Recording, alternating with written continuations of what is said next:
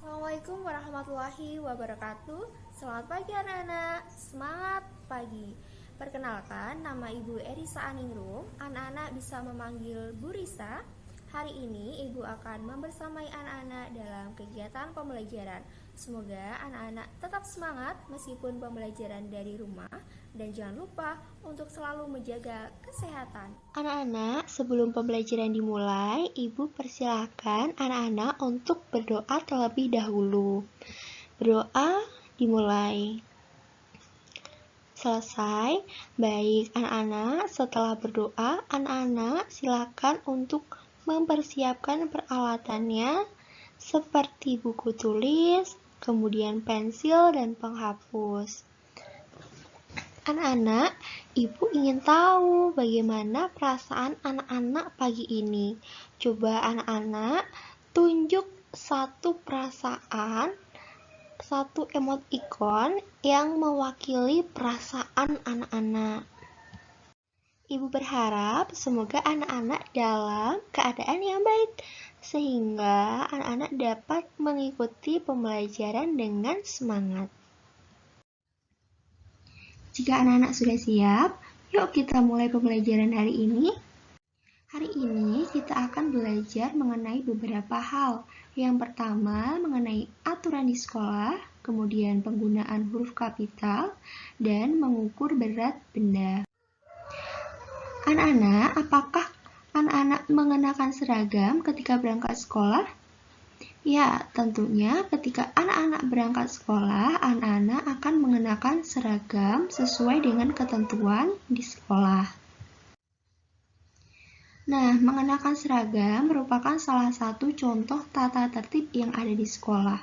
Coba anak-anak sebutkan apa saja tata tertib lain yang ada di sekolah. Ya, seperti berangkat tepat pada waktunya, kemudian menjaga kebersihan lingkungan sekolah.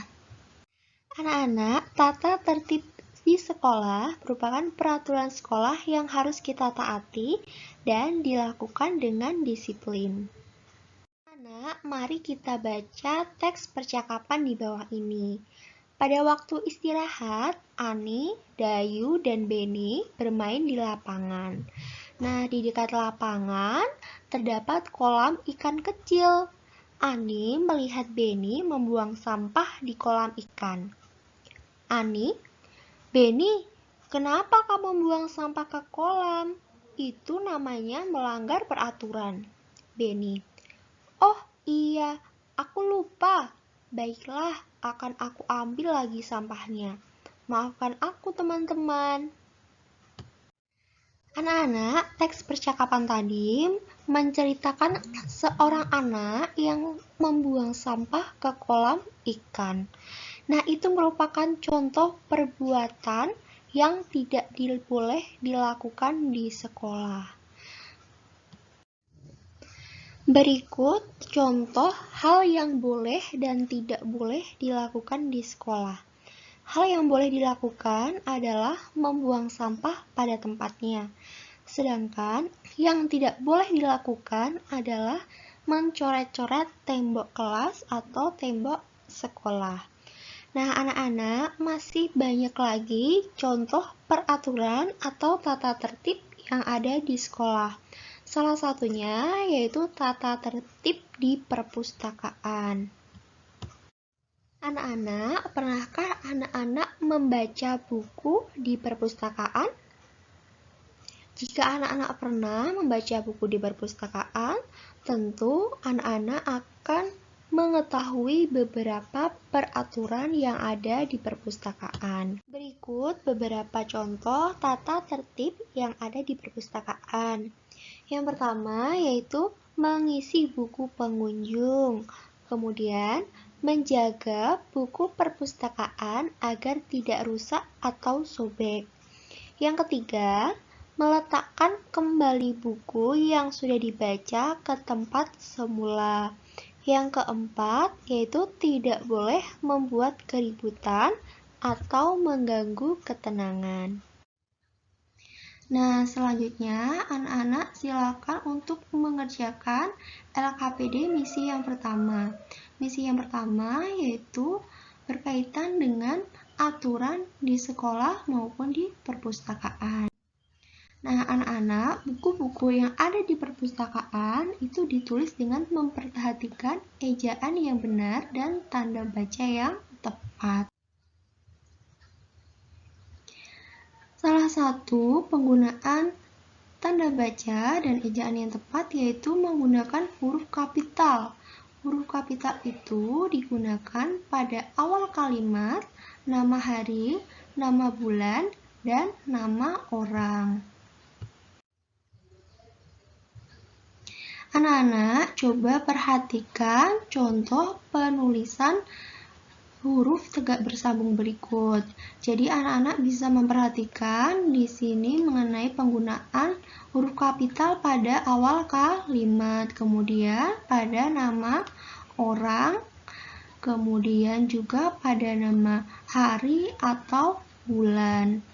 Selain itu, di akhir kalimat juga menggunakan tanda titik. Jadi, tanda titik digunakan untuk mengakhiri kalimat, sedangkan huruf kapital digunakan untuk mengawali kalimat. Setelah anak-anak belajar mengenai penggunaan huruf kapital, setelah anak-anak mempelajari penggunaan huruf kapital dan tanda baca titik, anak-anak silakan mengerjakan LKPD misi yang kedua. Setiap benda atau barang itu memiliki berat. Seperti halnya buku-buku yang ada di perpustakaan juga memiliki berat. Apakah anak-anak tahu alat apa yang digunakan untuk mengetahui berat suatu benda? Ya, jadi alat yang digunakan untuk mengetahui berat suatu benda yaitu dinamakan timbangan. Nah, timbangan ini ada berbagai macam, disesuaikan dengan berat benda yang ditimbang. Yang pertama, ada timbangan jarum. Timbangan ini digunakan untuk menimbang benda yang beratnya ringan. Kemudian yang kedua, ada timbangan meja.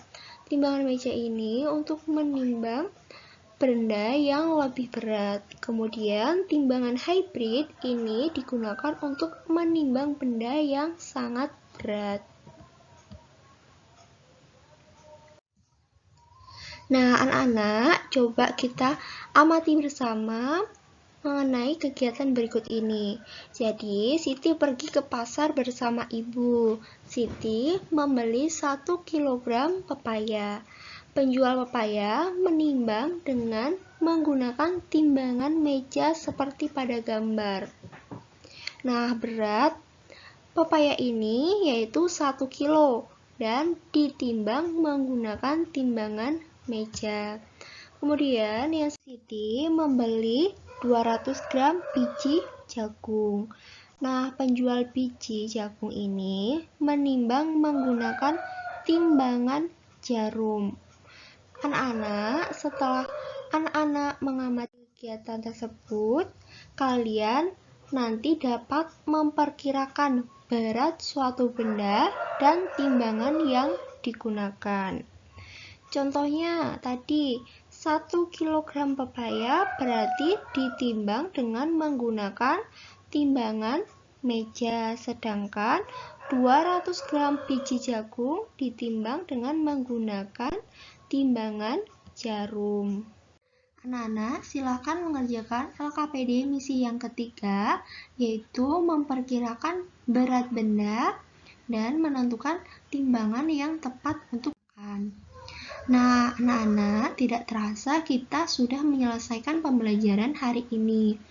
Kita sudah belajar mengenai banyak hal. Yang pertama, ada tata tertib di sekolah, kemudian tata tertib di perpustakaan, hal yang boleh dan tidak boleh dilakukan di sekolah, kemudian penggunaan huruf kapital, penggunaan tanda baca titik, kemudian menggunakan timbangan sesuai dengan berat. Apabila anak-anak masih kurang paham penjelasan dari Ibu, anak-anak bisa membaca pada bahan ajar yang sudah Ibu berikan.